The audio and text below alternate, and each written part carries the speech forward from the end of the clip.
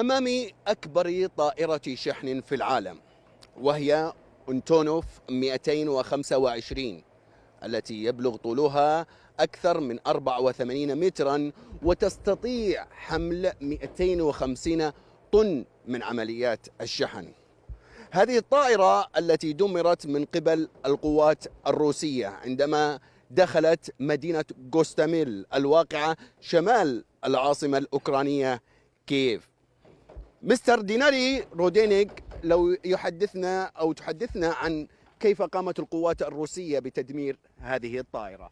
في 24 من فبراير بدأت روسيا عمليات عسكرية جوا استعدادا لدخول كييف، لكن القوات الأوكرانية منعتهم، وقبل انسحابهم دمروا العديد من الطائرات، كما أجبروا إحدى طائرات الشحن على الهبوط.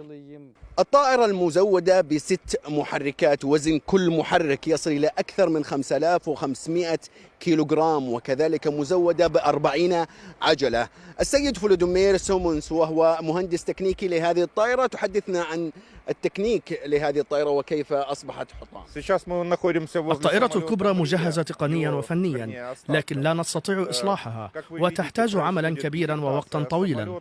أنتونوف تحاول إعادة بناء وصيانة هذه الطائرة الجديدة رغم أنها مدمرة بشكل كامل، مع حديثها على قدرتها بناء طائرة حديثة وجديدة إذا دعمتها الحكومة الأوكرانية.